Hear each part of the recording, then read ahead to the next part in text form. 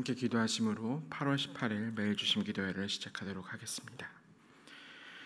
사랑하는 주님, 오늘도 우리의 밤을 지켜주시고 영혼을 깨워주시니 감사합니다.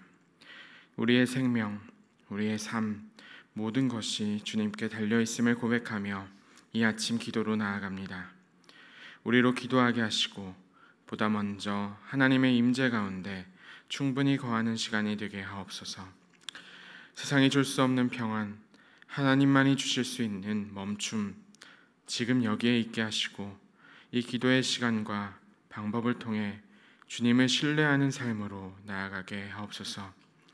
삶을 둘러싸고 있는 소용돌이를 잠잠케 하실 분은 오직 그리스도임을 믿습니다. 이 세상은 날이 갈수록 여러 모양으로 혼란들이 둘러싸고 있습니다.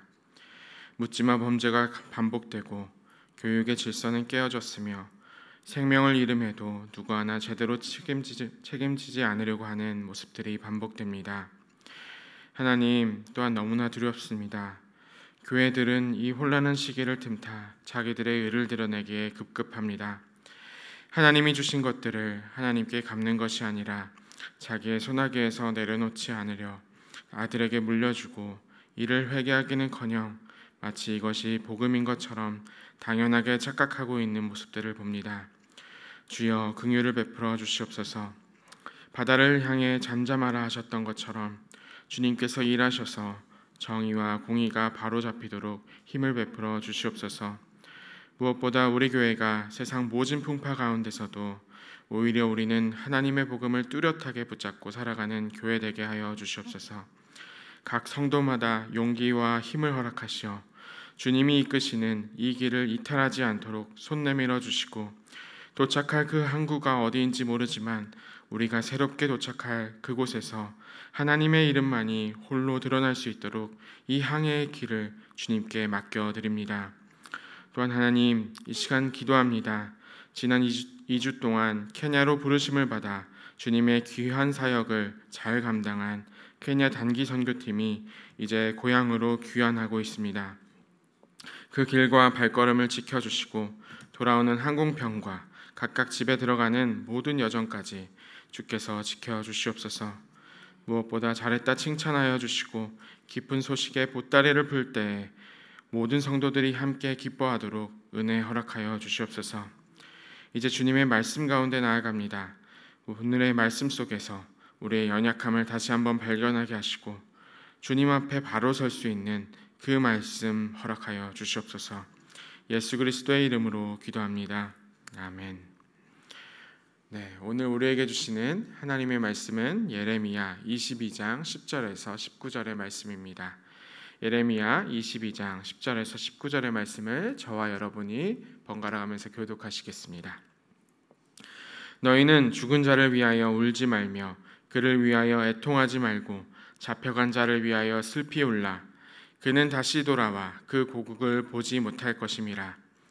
여호와께서 유다 왕 요시야의 아들 곧 그의 아버지 요시야를 이어 왕이 되었다가 이곳에서 나간 살룸에 대하여 이와 같이 말씀하시니라. 그가 이곳으로 다시 돌아오지 못하고 잡혀간 곳에서 그가 거기서 죽으리니 이 땅을 다시 보지 못하리라. 불의로 그 집을 세우며 부정하게 그 다락방을 지으며 자기의 이웃을 고용하고 그의 품삯을 주지 아니하는 자에게 화 있을진저. 그가 이르기를 내가 나를 위하여 큰 집과 넓은 다락방을 지으리라 하고 자기를 위하여 창문을 만들고 그것에 백향목을 입히고 붉은 빛으로 칠하도다. 내가 백향목을 많이 사용하여 왕이 될 수 있겠느냐? 내 아버지가 먹거나 마시지 아니하였으며 정의와 공의를 행하지 아니하였으냐? 그때에 그가 형통하였었느니라. 그는 가난한 자와 궁핍한 자를 변호하고 형통하였나니 이것이 나를 알미 아니냐 여호와의 말씀이니라. 그러나 내 두 눈과 마음은 탐욕과 무죄한 피를 흘림과 압박과 포악을 행하려 할 뿐이니라.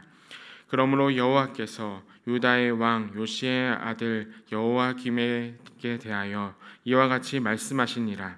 무리가 그를 위하여 슬프다 내 형제여 슬프다 내 자매여 하며 통곡하지 아니할 것이며 그를 위하여 슬프다 주여 슬프다 그 영광이여 하며 통곡하지도 아니할 것이라. 그가 끌려 예루살렘 문 밖에 던져지고 나귀같이 매장함을 당하리라. 아멘. 네, 지난밤 잘 주무셨죠? 네, 오늘 아침에도 하나님의 말씀 가운데 여러분과 함께하게 돼서 참 반갑습니다. 오늘도 여전히 예레미야의 비판은 계속됩니다. 거의 한 달째 계속되는 비판인데요. 이 말씀은 우리에게 주시는 여러 가지 반복되는 말씀처럼 보이지만 그 각각에 하나님께서 주시는 은혜가 있을 줄로 압니다. 그래서 오늘 이 시간에도 그것을 누리는 여러분이 되시면 참 좋겠습니다. 오늘은 여호야김이라는 왕에 대해서 집중해 보려고 합니다. 10절에서 12절의 살룸왕, 즉 요시아 이후의 첫 번째 왕이었던 여호아하스에 대한 이야기는 잠시 내려두고 오늘은 예레미야의 가장 큰 숙적이라고 할 수 있었던, 예레미야가 가장 원수였다라고 할 수 있었던 여호야김이라는 왕에 대해서 한번 생각해 보려고 합니다. 그래서 오늘은 또 새벽에 다소 복잡한 이야기가 될 수 있겠지만 이 이야기를 잘 들어보시면서 한번 따라오시면 좋겠습니다. 여호야김이 어떤 왕인가 사진을 한번 보여드리도록 하겠습니다. 여호야김은 기원전 609년에서 598년에 이르는 시간들 동안 이스라엘을, 유다를 통치했던 유다의 왕이었습니다. 그의 아버지는 여러분들이 잘 아시는 요시야 왕이었고, 그리고 그의 형제 여호야하스는 느고 2세라는 파라오에 의해서 폐위가 되었습니다. 무려 3개월 만에 폐위가 되고 이집트에 의해서, 애굽에 의해서 강제로 왕으로 옹립이 되었던 사람이 바로 이 여호야김이었습니다. 여호야김의 시대는 매우 혼란한 시대였는데요. 오랫동안 유다 왕국에 큰 영향을 끼치던 아수르는 멸망하였고, 그리고 애굽에 의해서 자신의 아버지는 죽었고, 그리고 그 북쪽에서는 바벨론이라는 나라가 이제 쳐들어올 준비를 하면서 압박을 하고 있었던 시대였습니다. 그러니까 다시 말하면 북으로는 바벨론이, 남으로는 애굽이 정말 언제든지 전쟁이 펼쳐질 것 같은, 마치 예전에 한반도 위에 그 중공의 세력이 있었고, 그리고 미국이 있었던 6.25 직전에 그러한 시기를 보는 듯한 그러한 긴장 상태에 있었던 시기였습니다. 사실 이 상황들을 보면은 여호야김이 처했던 상황이 마치 우리 현대인들의 시선으로 보기에 오늘날의 사회와 다르지 않는 것처럼 보입니다. 경제는 악화되고 무엇이 희망인지 모른 채 희망은커녕 퇴로도 보이지 않는 상황, 이러한 상황 속에서는 계속해서 남의 시선에 의존할 수밖에 없고요. 나의 그러한 생각보다는 어떠한 기준이나 판단이 옳은지를 계속해서 찾으면서 내가 어떠한 사람인지를 다른 사람에게 물으면서 살아야 하는 시기가 되게 됩니다. 그래서 여호야김은 어찌 보면은 현대인들을 투영할 수 있는 그러한 존재이기도 합니다. 그래서 이 여호야김을 볼 때 그가 했었던 그러한 잘못된 삶들, 그가 했었던 죄들을 돌아보면은 우리 현대인들이 짓고 있는 죄가 무엇인지를 발견하게 되는데요. 그는 계속해서 나의 존재와 나의 삶을 정당하게 인정받기 위해서 계속해서 업적을 쌓으려고 했고, 공적을 차근차근 쌓으려고 했었습니다. 그러니까 다른 사람의 인정을 받는 것이 자기 존재를 확립할 수 있는, 그러니까 다른 사람의 인정을 받는 것이 자기가 왕이라는 것을 드러낼 수 있다라고 믿었던 그러한 사람이었습니다. 그래서 그가 했었던 게 무엇일까요? 위아래로 이제 전쟁이 다가오고 있는 상황에서 그가 했었던 것이 무엇이냐 하면은 바로 궁전을 짓는 것입니다. 사실은 굉장히 황당한 일이긴 합니다. 군비를 쌓아서 군대를 준비하는 것도 아니었고요. 그리고 백성들을 먹여 살려서 경제를 부양하는 것도 아니었습니다. 그가 했었던 일은 궁전을 짓는 일이었습니다. 약 300년 전에 러시아에는 아주 유명한 궁전 하나를 지었었던 게 있는데요.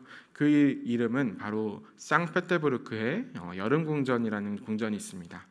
이 궁전이 지어진 까닭이 무엇이냐 하면은 여름을 나기 위해서입니다. 그런데 마찬가지로 이 여호야김이 이 궁전을 지었던 이유는 무엇이냐 하면은 학자들이 추측하기에 여름을 나기 위해서 시원한 궁전이 필요했다라고 해서 궁전을 지었다라고 합니다. 이 궁전의 사진을 한번 보여드리도록 하겠습니다. 여호야김의 궁전 터로 추측되는 것과 그 터를 바탕으로 상상한 그림입니다. 이 그림에는 보시기는 어렵겠지만 이 안에는 풀장도 있었고요, 파티를 하기 위한 시설들도 있었습니다. 그런데 이러한 궁전을 짓기 위해서 여호야김은 막대한 토벌 공사를 하게 되었습니다. 나라가 언제 뺏길지 모르는 상황이었습니다. 그러한 상황 속에서 궁전을 짓고 있었습니다. 물론 이 궁전을 짓는 게 어찌 보면은 왕이니까 할 수 있는 일이다라고 생각할 수 있겠지만 사실은 굉장히 위험한 일이었습니다. 오늘날에 여러분들 그 뉴스를 보다 보면은 아파트가 이제 철근을 빼먹고 그렇게 지어지는 모습들을 계속해서 보게 되는데요. 여호야김은 이 궁전을 지을 때 조금은 다른 방법을 취했습니다. 가장 좋은 자재들과 최고의 그러한 재료들을 아낌없이 부었었는데요. 당대의 최신의 양식이라고 할 수 있었던 그러한 창을 내는 다락방을 만들었었고요. 그리고 자재비를 아끼지 않고 북쪽에 있는 레바논 산맥에 나무들을 가져다가 기둥으로 삼았습니다. 그러니까 오늘날 많은 아파트들이 비양심적으로 그러한 자재비를 아껴서 사람들의 것을 빼먹었다면 여호야김은 오히려 최고의 자재비를 들였었는데요. 그런데 이 사람이 잘못했었던 방법은 전혀 다릅니다. 14절의 말씀입니다. 그가 이르기를 내가 나를 위하여 큰 집과 넓은 다락방을 지으리라 하고 자기를 위하여 창문을 만들고 그것에 백향목으로 입히고 붉은 빛으로 칠하도다 라는 이러한 시설을 만들기 위해서 어떻게 했느냐 하면은 13절의 말씀입니다. 그가 불의로 그 집을 세우며 부정하게 그 다락방을 지으며 자기의 이웃을 고용하고 그의 품삯을 주지 아니하는 자에게 화 있을진저. 그러니까 여호야김이 어떻게 이 궁전을 지었냐면 최고의 재료들을 아낌없이 쏟아부었는데요. 그 지었던 노동자들과 백성들에게 단 한 푼도 주지 않았습니다. 단 한 푼도 주지 않고 강제로 끌고 와서 그들의 노동비를 지불하지 않고 강제로 짓게 했었던 것이 바로 이 여호야김이 궁전을 지었던 방법입니다. 지난주 우리는 17장에서 자고새에 대한 이야기를 들었습니다. 자고새는 자신의 알을 남의 새의 둥지에 넣고 그 알에서 먼저 그 새끼가 깨어나서 다른 알들을 밀어버리는 습성을 가지고 있다라고 설명을 했는데요.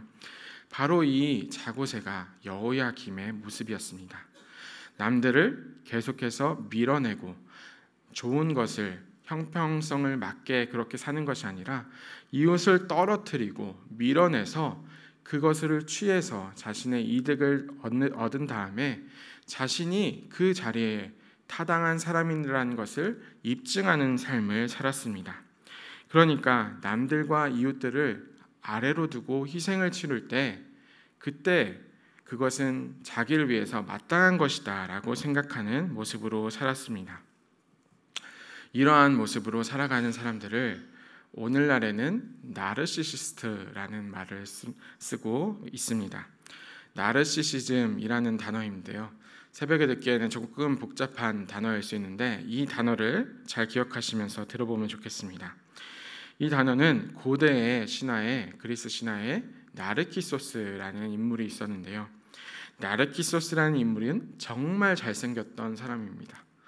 그래서 정말 많은 구애를 받았고 지나가는 사람마다 반해서 이 사람에게 고백을 하고 했었던 사람입니다. 그런데 이 사람은 정말 자존심이 높아서 누가 오든 다 차버렸습니다. 그러다가 어느 날 자기의 모습이 비친 호수를 보게 되었습니다. 이 호수를 봤을 때 나르키소스가 발견한 것은 세상에서 가장 아름다운 사람이었습니다. 그래서 이 사람이 어떻게 했을까요? 이 호수에 비친 그 얼굴을 보고 반해버려서 식음을 전폐하고 사랑에 빠져서 그 자리에서 벗어나지 않고 그 얼굴만을 쳐다보다가 결국에는 굶어 죽게 되었습니다. 이 이야기를 바탕으로 만들어진 이 심리학의 용어가 바로 나르시시즘입니다. 좀 더 쉬운 말로 하자면 공주병이 있고요, 왕자병이 있습니다. 이러한 그 자기를 사랑하는 마음이 있는데, 자기를 사랑하는 마음이 자기가 생각하는 가장 이상적인 모습으로 자기를 사랑하는 것이 바로 이 나르시시즘입니다. 그리고 이 나르시시즘에 걸린 사람들을 나르시시스트라고 하는데요.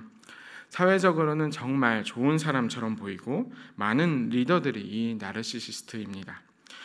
그런데 이 사람들을 잘 유심히 보다 보면은 본인이 잘났다는 믿음을 계속해서 드러내기 위해서 다른 사람들을 계속해서 밀어내게 됩니다. 다른 사람들을 계속해서 희생시켜도 마땅하다, 괜찮다라고 생각을 합니다. 그래서 이 나르시시스트들이 갖고 있는 입버릇 중에 하나가 무엇이냐 하면은 다 내 덕이야. 잘된 것은 다 내가 해서 그래. 내가 해서 그 모든 것이 잘 되었고 너는 나의 덕을 받았어 라고 생각합니다. 동시에 나쁘거나 어떤 것이 잘못되었을 때 어떻게 얘기할까요? 네 탓입니다. 전부 다 네 탓입니다. 내가 했던 실수도 네 탓이고 너의 실수도 네 탓입니다.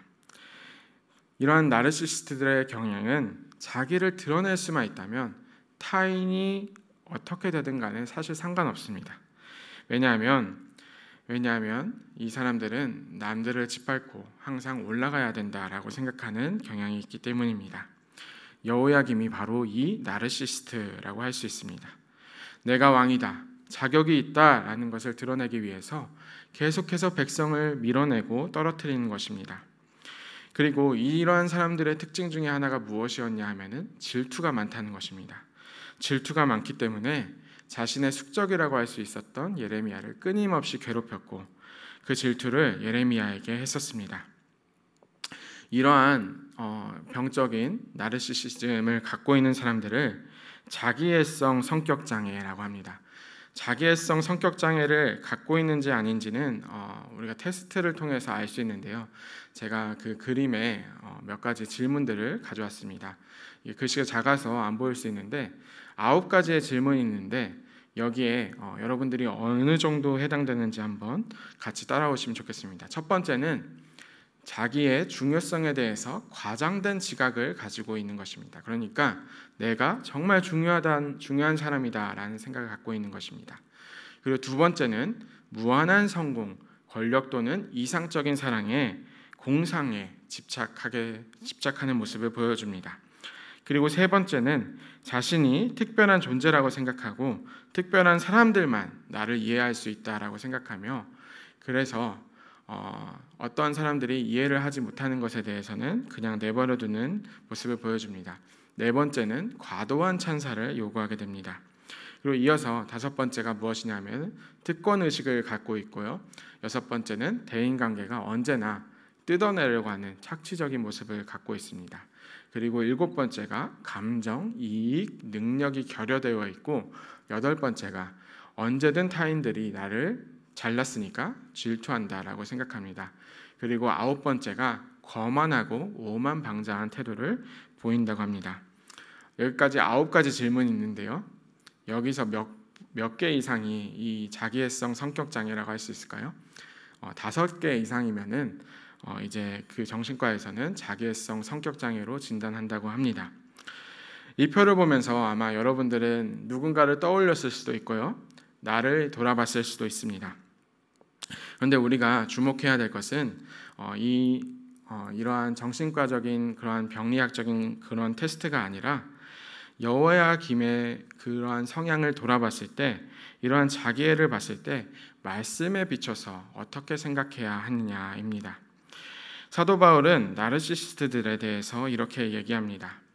내가 증언하노니 그들이 하나님께 열심히 있으나 올바른 지식을 따른 것이 아니니라.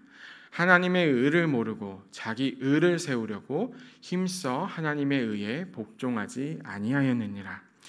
그러니까 이 나르시스트들은 자기의 의를 세우려고 올바른 지식을 따르는 게 아니라 하나님의 의에 복종하지 않는 것이 아니라 복종한 것이 아니라 자기의 의를 세우기 위해서 자신의 옆에 있는 사람들을 밀어내고 떨어뜨렸다라고 할 수 있습니다. 교회 안에 이러한 나르시스트들이 참 많습니다. 이것은 특정한 누군가에 해당되는 것이 아닙니다. 특별히 언제든 우리가 완전한 사람이라고 믿고 내가 완전하기 때문에 저 사람에게 불완전을 탓할 수 있는 사람이라고 믿고 있는 사람들이 있습니다. 그 사람이 누구일까요? 바로 저와 같은 목사들입니다. 먼저는 이 목사들이 이 나르시스트적인 경향을 많이 갖고 있는 모습을 발견할 수 있습니다. 또한 교회 안에 중직자가 될수록 중직자로 올라갈수록 이 자기의가 너무나 가득 차서 교회 안의 것들을 자기 맘대로 휘두르는 그러한 사탄의 공격에 넘어가기가 참 쉬워집니다. 이러한 모습은 심지어는 집단적인 모습으로 바뀌어갑니다. 많은 교회들이 이 자기의를 드러내기 위해서 어떻게 하나요? 건물을 새롭게 높이 세웁니다.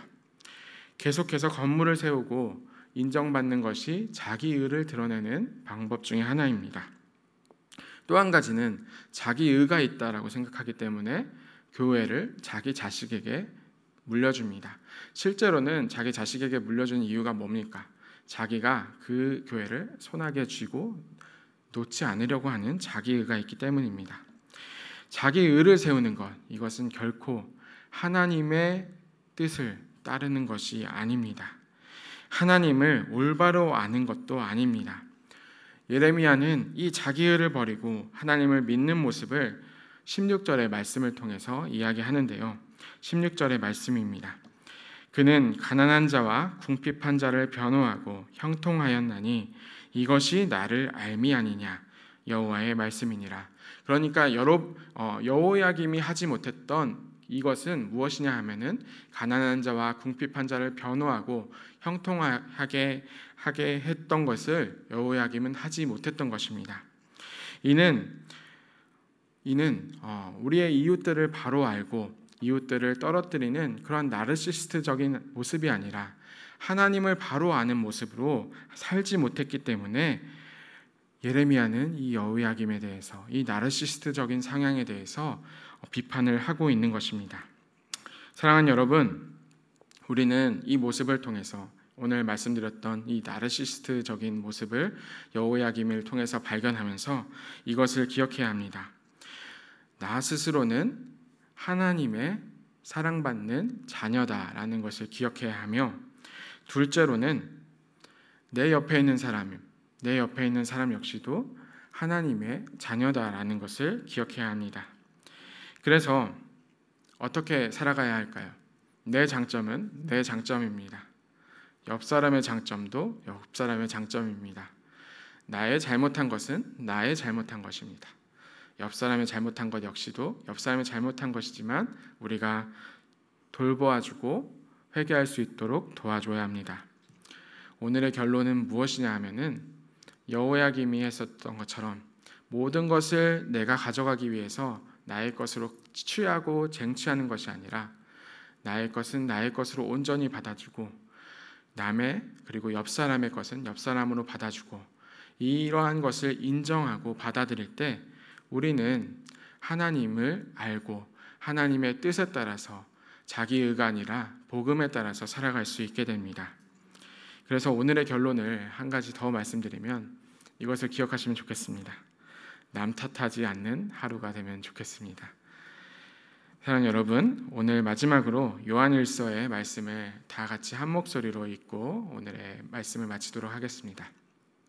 함께 읽겠습니다. 우리가 사랑하는 것은 하나님이 우리를 먼저 사랑하셨기 때문입니다. 누가 하나님을 사랑한다고 하면서 자기 형제자매를 미워하면 그는 거짓말쟁이입니다. 보이는 자기 형제자매를 사랑하지 않는 사람이 보이지 않는 하나님을 사랑할 수 없습니다. 하나님을 사랑하는 사람은 자기 형제 자매도 사랑해야 합니다. 우리는 이 계명을 주님에게서 받았습니다. 아멘. 기도하겠습니다. 우리를 인도하시는 하나님, 주님의 말씀 앞에 오늘 우리는 나아갑니다. 우리의 연약한 모습, 우리의 부족한 모습은 계속해서 끊임없이 자기를 드러내려고만 합니다. 그러나 주님, 불완전한 우리에게 주님의 은혜를 베풀어 주시옵소서. 세상의 가치에 따라 나를 드러내기 위해 남의 희생을 강요하는 것이 아니라 내가 먼저 내어주고 사랑할 수 있는 예수 그리스도를 닮는 모습, 그리스도의 향기 가운데로 나아가게 하옵소서.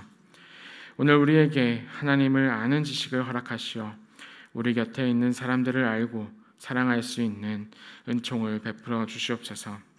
예수 그리스도의 이름으로 기도합니다. 아멘. 함께 기도하시겠습니다.